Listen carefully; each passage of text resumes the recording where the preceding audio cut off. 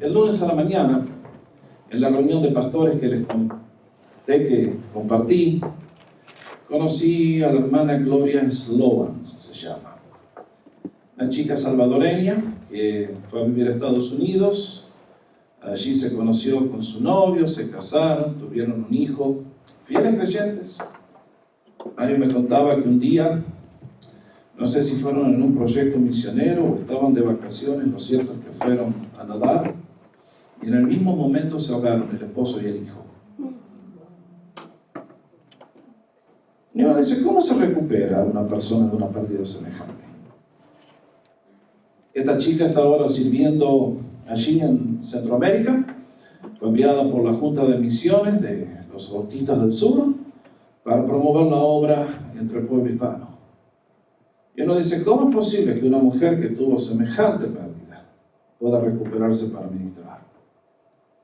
Otro de los pastores contaba la historia que uno de sus 3 hijos estaba trabajando para un industrial en una de las ciudades de Honduras y en un momento alguien decidió asesinarlo. Estudiaron los pasos del industrial, lo siguieron y un día creyeron que iba manejando el automóvil y en realidad el que iba manejando el automóvil era el hijo de este pastor que trabajaba para él. El industrial no estaba en el auto. Se bajaron, los ametrallaron y este muchacho perdió la vida. Y uno dice, ¿cómo se recupera una persona para poder seguir sirviendo a Dios? De estos golpes que uno dice, ¿dónde está Dios? ¿Cómo es posible que no a gente que está en pecado, sino a gente que está activamente sirviendo a Dios le vengan semejantes calamidades? ¿Cómo sobrevive una persona? Bueno, quiero decirles que estos son los golpes que la gente que no conoce a Dios no puede absorber. Estos son los golpes que los destruyen. Para la persona que no tiene fe en Jesús, la vida es un valle sin sentido. Recuerdo años atrás, no sé cuántos podrán acordar la historia, esto ocurrió allá por el año 93, sospecho 92, 93. Hubo un caso en Texas que paralizó a la nación. Una niña pequeñita, 1 año y medio, Jessica McClure se llamaba. No sé quién hizo un pozo profundísimo, qué es lo que estaban intentando hacer. Lo cierto es que a un pozo de como 10 metros esta criaturita cayó de cabeza y ahí se fue. Rescatarla fue un desafío impresionante. Se paralizó la nación, las cámaras de CNN estaban ahí todo el tiempo y finalmente la historia tuvo un final feliz. Los bomberos, todos los que trabajaron, hicieron un pozo paralelo, finalmente la rescataron y cuando las cámaras mostraban que la levantaban, ¡oh, qué triunfo! En ese momento nadie dijo cuánto está el presupuesto, cuánto cuesta esto, una vida, cuánto vale. Lo notable fue que 15 años más tarde, cuando esta bebé cumple los 15, en uno de los programas periodísticos la entrevistaban a ella. De ese incidente lo único que le quedó fue una marca aquí en la frente, porque como cayó de cabeza y quedó su frente apoyada sobre una piedra muy fría, le quemó un pedazo aquí de piel. Era toda la única marca, nadie se imaginaba de quién había pasado. Lo notable fue escuchar que como resultado de esa crisis tan intensa, el matrimonio se dividió. Mucho más notable todavía. Uno de los bomberos, por el estrés que vivió en esas horas de rescatar a esta niña, años más tarde se suicidó. Y uno dice, Señor, wow. Mis hermanos, hoy venimos a lo que es el párrafo posiblemente más alentador que encuentro en toda la Biblia.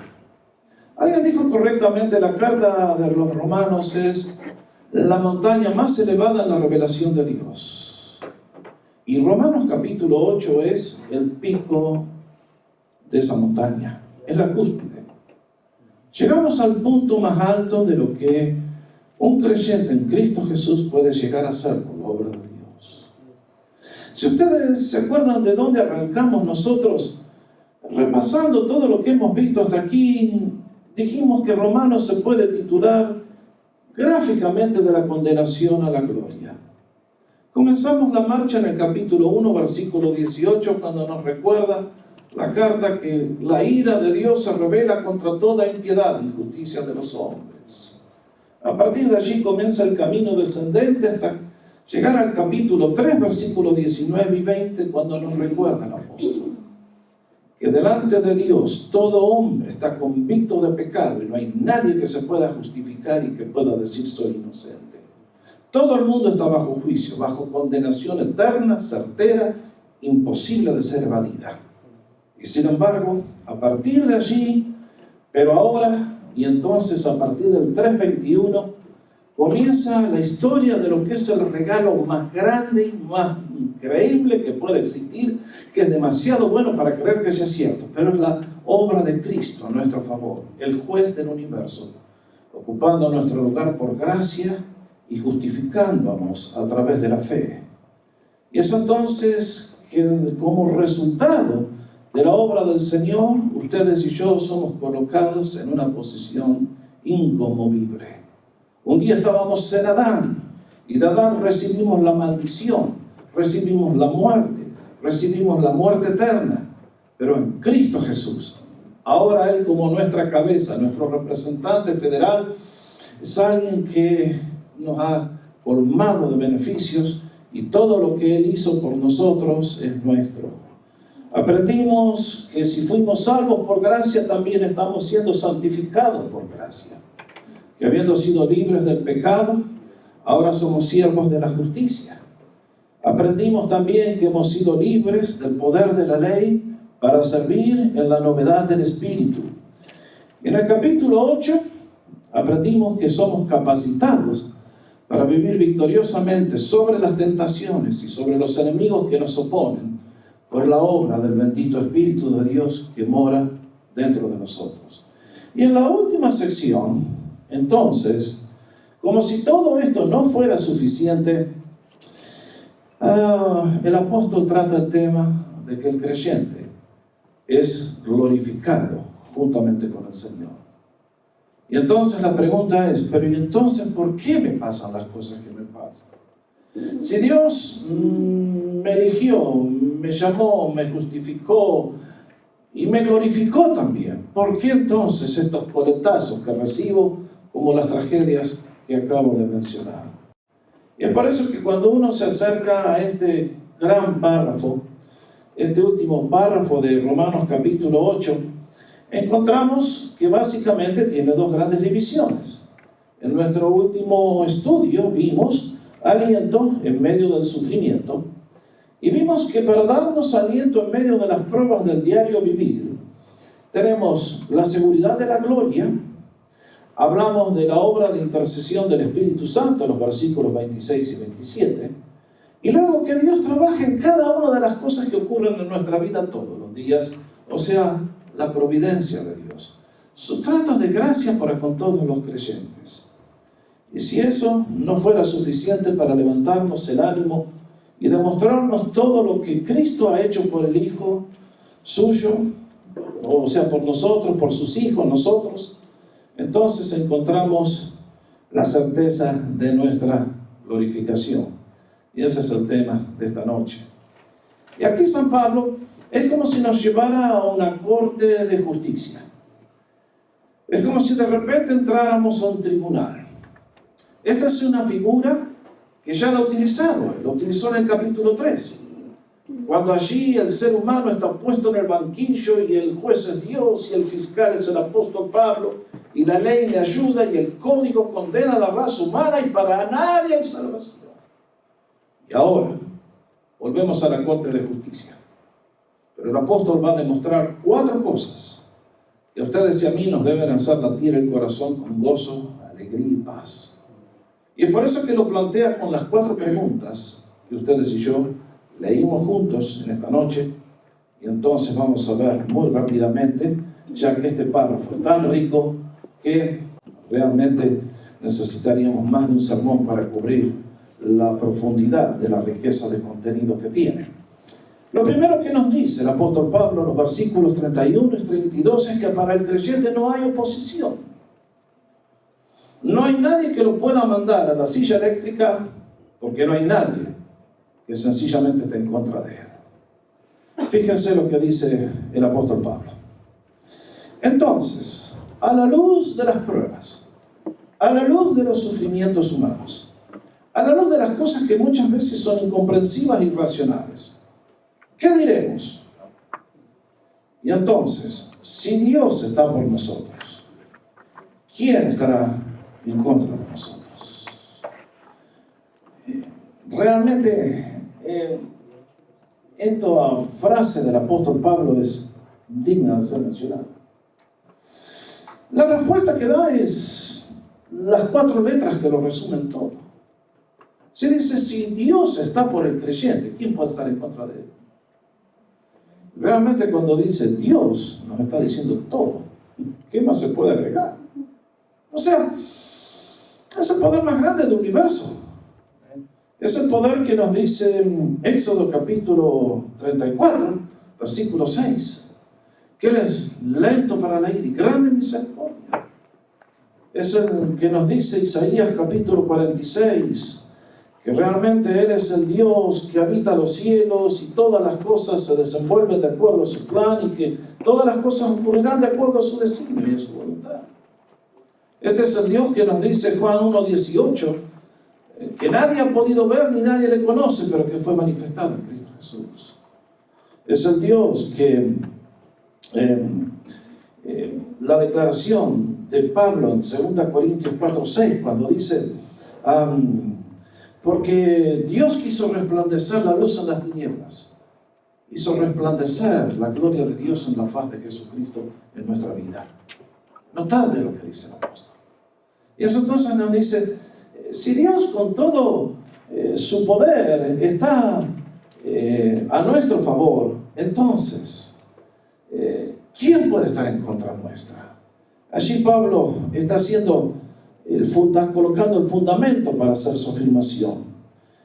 A la luz de lo que estuvimos viendo, el Dios que glorificó al creyente, el Dios que le hizo 5 cosas que ya analizamos, entonces, si Él es el que está trabajando a nuestro favor, ¿quién se puede oponer? Y entonces la prueba de que Dios está por nosotros es que nos dice negativamente en el versículo que leímos, Dios no negó a su propio Hijo, Dios no escatimó a su propio Hijo. Noten bien, hermanos, si Dios nos hubiera regalado el universo completo, hoy estaríamos en el infierno. Si usted nos hubiera dicho, les regalo el planeta Tierra con todos los pozos petrolíferos, con toda la riqueza, y fuéramos los dueños del mundo, pero no tenemos a Cristo, estamos en el infierno. Dios nos entregó lo más caro que tenía, era su propio Hijo, era Él mismo. Y entonces la conclusión que saca el apóstol Pablo es que si Dios nos entregó lo mejor que tenía, ¿cómo es posible que si nos dio lo más caro, nos va a negar lo más chiquito? Lo que está diciendo a todos los creyentes es, piensen un poquito. Cuando el diablo los venga a cicatear con las pruebas y las dificultades, no le den lugar pensando que Dios está de alguna manera en contra de ustedes. Dios ha hecho las cosas de un modo que hay que respetar su soberanía y hay cosas que no vamos a entender de este lado de la eternidad y por eso necesitamos la fe. Pero lo que nos está diciendo es que Dios juntamente con Cristo nos entregó todas las cosas. Si siendo aún pecadores, Cristo murió por nosotros, lo vimos en 5:8, y ahora, habiendo entregado a su Hijo a morir, ¿qué es lo que nos va a negar el Señor? Y cuando le dice, ¿cómo nos va a negar todas estas cosas? ¿De qué cosas está hablando? Está hablando de lo que precedió, que analizamos en los versículos 29 y 30, a los que conoció de antemano, también los escogió, también los llamó, también los justificó y también los glorificó. Pero aparte de todo eso, el Señor está interesado en toda nuestra vida. Eso es lo que el Señor nos vino a enseñar en el Sermón del Monte. Él está interesado en todo lo que nos pasa. Y que nos recordó en otra parte que los cabellos de nuestra cabeza están contados. Y por lo tanto, nada puede ocurrir al creyente fuera de la voluntad de Dios. Entonces, aquí realmente no hay nadie que se le pueda oponer al creyente. Pero en segundo lugar nos dice que contra el creyente tampoco no puede haber acusación. Versículo 33. Dice, ¿quién acusará a los escogidos de Dios? Dios es el que justifica. Mis hermanos, ustedes y yo contamos con enemigos poderosos. realmente. Por fuera, los enemigos habituales que son Satanás, el mundo, las aflicciones, y por dentro el sentimiento de culpa, la conciencia que nos acusa, de que le hemos fallado al Señor, de que caemos muchas veces, de que no estamos a la altura de lo que Él nos propone, del ideal que deberíamos alcanzar. Y entonces, si el creyente está débil por dentro, no puede vencer por afuera. Y al diablo le encanta venir adentro, acusarnos y hacernos sentir, ¿viste? Te dije, no hay caso. Vos estás atado, no vas a salir nunca, vos no sos hijo de Dios, etcétera, etcétera. Vos no podés ser salvo si realmente caes en estas cosas y ustedes saben cómo va la cantinela. Y entonces el apóstol Pablo nos dice, ¿quién acusará a los escogidos de Dios? Nadie puede ser llevado a la prisión si no hay un cargo contra él. Y ustedes no van a ser condenados, ni yo, porque hay alguien que hizo una obra y que fue que nos justificó. Este término lo hemos analizado ya muchas veces. ¿Quién es el que justifica? Dios. La justificación es un acto de Dios en respuesta a nuestra fe en Cristo. Es un acto soberano de gracia. Cuando Dios dice, estás justificado, a los ojos de Dios somos colocados al mismo nivel de Cristo. Demasiado grande para ser cierto, ¿no es cierto? Demasiado bueno. A los creyentes no nos gusta creer esas cosas. De alguna manera tenemos que sentirnos mal porque esa es la obra del enemigo. Y mis hermanos dicen, ¿quién acusa? El enemigo, claro, a él sí le encanta acusar. Pero dice, Dios es el que justifica. Y estoy seguro que todos los días Satanás viene delante del trono de Dios a decir, te lo dije, ese que lo tenés. Y eso. Y Dios dice, están justificados. Toda la perfección de mi Hijo, toda la obra que Él hizo, ha sido acreditado a su cuenta. No hay pecado que haya quedado sin ser perdonado. Los de ayer, los de hoy y hasta el último que comentamos antes de saltar en la presencia del Señor. ¿Suena demasiado lindo? Demasiado lindo, ¿no es cierto? Demasiado liberador. Pero mis hermanos, eso no es todo. Si no hay quien nos pueda acusar, porque Cristo es el que nos justificó y estamos completos en Él, hay una tercera pregunta que va a plantear el apóstol. No hay condenación. Versículo 34. Les dije, a nadie se puede llevar a la prisión a menos que haya sido acusado de un crimen. Y con el crimen se nos puede acusar si Cristo ya es el que nos justificó y quitó todas las acusaciones. Por tanto, ¿puede el creyente perder lo que Cristo le da? De ninguna manera. ¿Puede el creyente perder la gloria, el cielo? Jamás. ¿Es todo por qué? Por la obra de Cristo. Entonces, la pregunta es, ¿quién nos va a condenar? Y la respuesta, Dios nos ha considerado justos. Además, es Cristo quien nos defiende.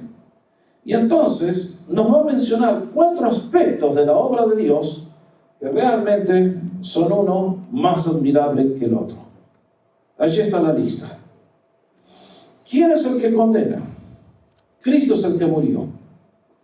Mis hermanos, aquí hay algo que ustedes y a mí, yo mientras estaba meditando, digo, caramba, que son cosas que ya le hemos hablado 1.000.000 de veces y sin embargo cuando uno viene a estudiar todo esto se da cuenta de la profundidad que tiene. En primer lugar, ¿Cristo tenía pecado? Sin embargo, nos dice Romanos 6:23, la paga del pecado es la muerte. Y Cristo, sin ser pecaminoso, pagó con su muerte el castigo que ustedes y yo merecemos. Eso indica que el Padre lo entregó a sufrir lo que sufrió para redimirles a ustedes y a mí. Eso significa que el Señor estuvo dispuesto a sufrir lo indecible por como vamos a ver, por el amor que Él tiene por nosotros. Y Él, al no tener Padre humano, era sin pecado. Y por lo tanto la justicia divina quedó completamente satisfecha. Y no hay un solo pecado que Cristo no haya podido cargar. En esa cruz del Calvario, Él cargó con todo. Si ustedes tuviéramos y yo tuviéramos un solo pecado que no haya sido perdonado, hermanos, al infierno nos vamos. Cristo cargó con todo. Ni uno solo quedado sin ser limpiado por su sangre poderosa.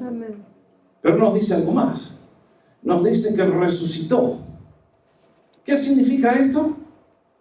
Que si Cristo hubiera sido un Salvador incompleto, se quedaba en la tumba.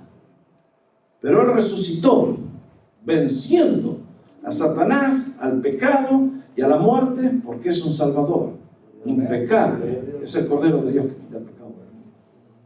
Y no solamente eso, sino que también, habiendo logrado la purificación de nuestros pecados, ascendió a la gloria y allí está sentado en la majestad de las alturas. Esta es una figura de lenguaje para recordarnos el honor, la exaltación, la dignidad de nuestro Señor. Oh, caramba, cuando estuvimos ahora en Europa, fui ahí, golpeé en el Palacio de Buckingham y me dejaron entrar. Dijeron, acá viene Jorge, ya, déjame entrar. Claro, tan luego, ¿no es cierto? En ese lugar entran solamente aquellos bienaventurados. Bueno, en la presencia de Dios, en el lugar de máxima gloria en el universo, está sentado el Señor. Él reina soberanamente. Él siempre reinó, pero se podría haber quedado solo. Pero por amor a ustedes y a mí, decidió que iba a restaurar una nueva humanidad y una nueva familia. Y hoy reina sobre ustedes y sobre mí, porque le conocemos por amor y le adoramos, le hemos rendido nuestra vida. ¿Necesitaba nuestra adoración Él? No. Pero qué amor que nos tiene Jesús. Y nos dice una vez más, el que también intercede por nosotros. Acá esto es algo que no tenemos mucha información, hermanos. Hace un rato les mencioné que Satanás se presenta en la presencia de Dios y nos acusa. Creo que sobre este tema hay poca información. Dios no nos ha querido revelar mucho. Pero hay suficiente para darnos una idea de que la historia de Job. La noche antes de ir a la cruz, le dice a Jesús a Pedro, Pedro, Satanás te pidió para zarandearte como trigo. Y yo he orado para que tu fe no falte. Nosotros no nos damos cuenta de las cosas que pasan, hermano. Nadie entra a las cámaras secretas del cielo. Pero en la presencia de Dios se presenta el enemigo y nos dice, a ese lo quiero. Entonces ocurren las tragedias que describí. Igual que la de Job, que nunca supo por qué le vino lo que le vino. Y sin embargo, Job salió victorioso. Dolorido, quedó días postrado, sin palabras. Me imagino que hasta el último día de su vida, Job debe haber llorado su día hijo. Y sin embargo, en medio del dolor que nos toca llevar, el Señor se mantiene, nos dice, Satanás, yo he formado una gente a mí que les he enseñado que me tienen que amar y que me aman. Y me aman tanto, Satanás, que como vos me decís a mí que yo a Job le tiré toda la plata y porque es un rico me ama, no es cierto. Me aman porque me aman, porque me conocen. Entonces Satanás hace las barbaridades que hace. Y sin embargo, los creyentes perseveran. Por eso el pastor sigue pastoreando, que les conté a pesar del asesinato que sufrió su hijo. Y esa hermana admirable sigue sirviendo a pesar de que perdió a su esposo y a su hijo en el mismo momento. Y uno dice, Señor, para estas cosas, ¿quién es suficiente? Hermanos, aquí es donde se ve la grandeza de lo que significa conocer a Jesús. Porque el hombre que no tiene a Jesús, la mujer que no tiene a Jesús, no tiene esperanza en este mundo. Ustedes y yo hemos sido elevados a algo que es sobrenatural por la obra de Cristo. No hay separación. No hay quien acuse. No hay fiscal que nos pueda acusar. No hay delito del que se nos pueda acusar. Y entonces, ¿cómo vamos a ser separados? Una vez más, la figura de la corte. Creo que lo más difícil que debe haber en la corte es ese momento cuando el jurado pronuncia la sentencia y el juez dice, club. ¿Y vieron qué momento tan feo cuando el alguacil viene y a gente que está de saco y corbata los hacen poner de pie, les meten las esposas y son llevados para separarse de la familia a la prisión cerrada? Esto es lo que dice San Pablo. Para el creyente en Cristo Jesús, nadie nos va a venir a esposar y nos va a separar del amor de Dios. Esta es la figura de la imagen. Entonces, nos va a decir tres cosas. Primero, que es imposible separarnos del amor de Cristo. En los versículos 35 y 36, el apóstol nos dice, ¿quién nos separará del amor de Cristo? Tribulación. Esta palabra es la primera que sintetiza todas las otras 6 que siguen. Tribulación, o sea, el tumulto que se nos viene encima, la cantidad de problemas que nos aquejan. No. Cristo está por sobre todo eso. Y Él está en control de todo eso. Angustia. La figura del lenguaje es un camino estrecho por el cual no sé si salgo. Ustedes saben lo que es este tipo de estrechez, de angustia. Sigue más. Persecución por nuestra fe. Gente que se ría de nosotros. O depresión económica, hambre y desnudez.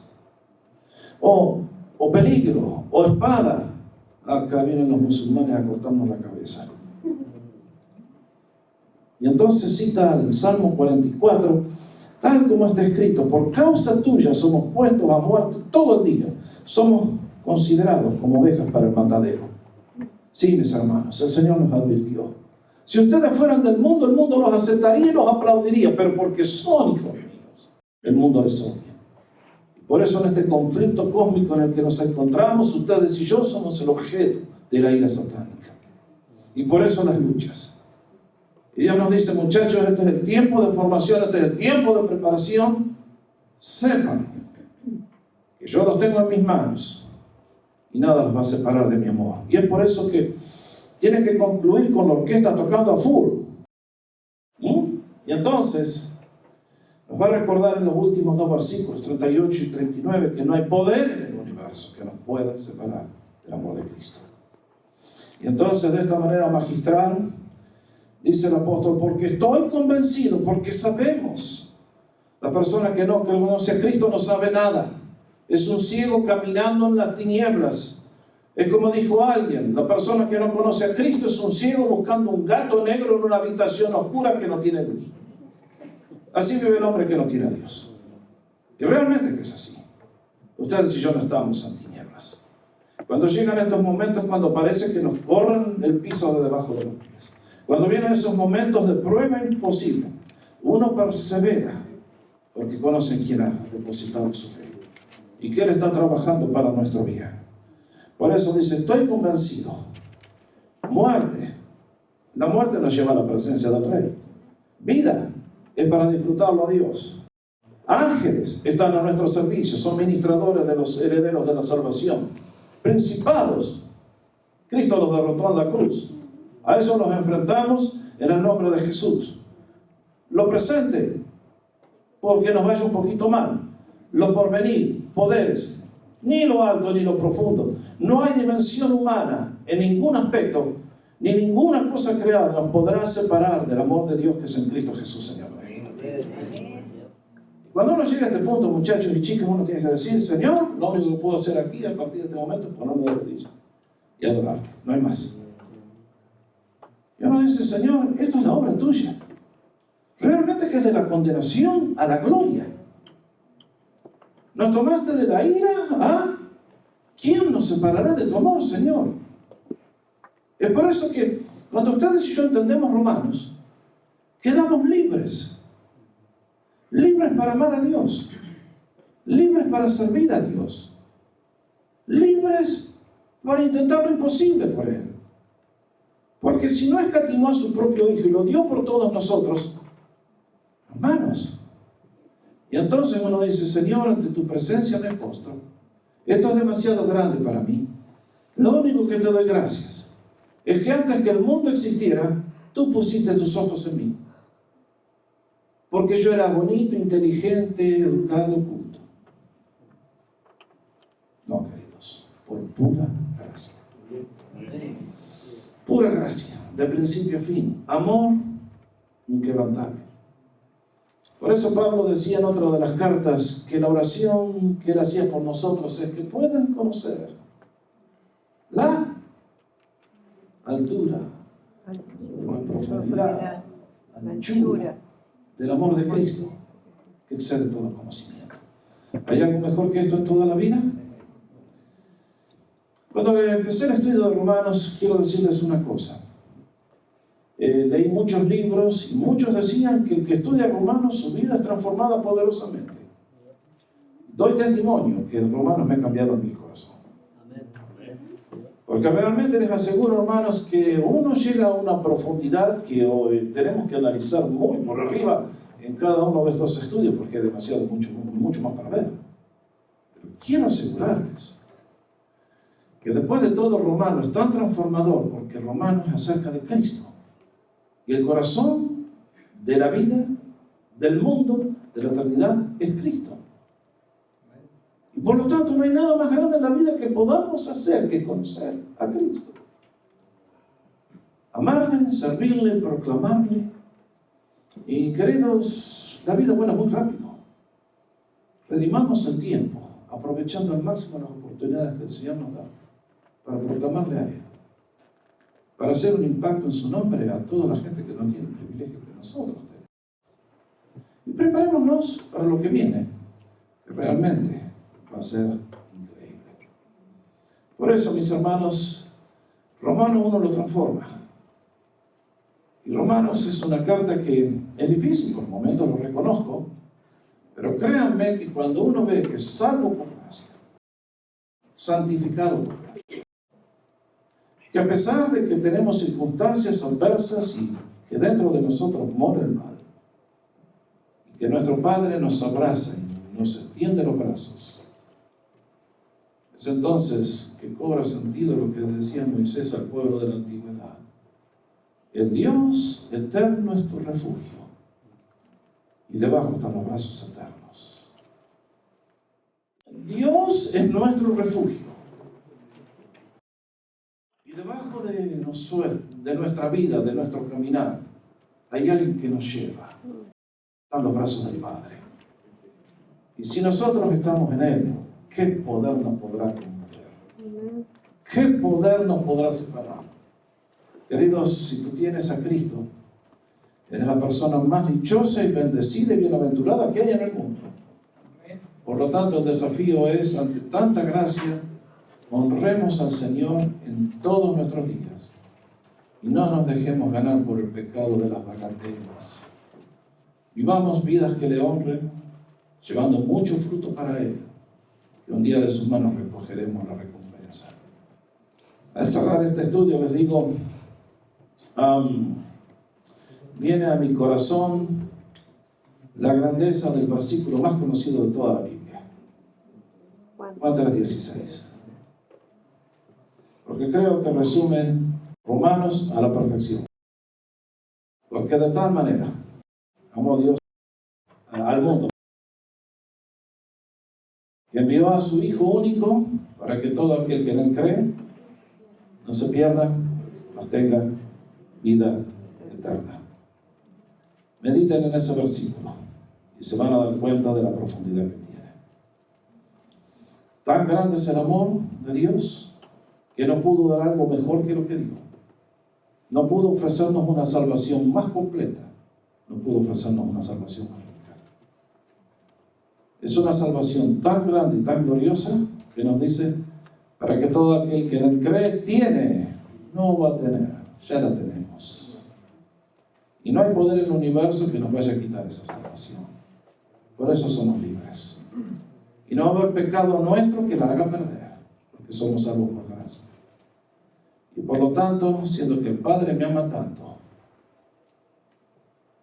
ante Él me postro. Y le digo, Señor, aquí está todo en el altar, todo es tuyo. Qué privilegio de ser llamado hijo tuyo. Gracias por ser mi Señor, gracias por ser mi Salvador. Es por eso que cuando vienen las pruebas, somos victoriosos en ellas. Hay una paz y una serenidad que el Señor nos da, porque si no escatimó a su propio Hijo, todo el resto del paquete viene a su momento. Por lo tanto, podemos ser más que vencedores en Cristo Jesús. Esa experiencia, esa es la mía. Vivamos cada día a la luz de todo lo que el Señor nos dio. Él es digno de todo nuestro mérito.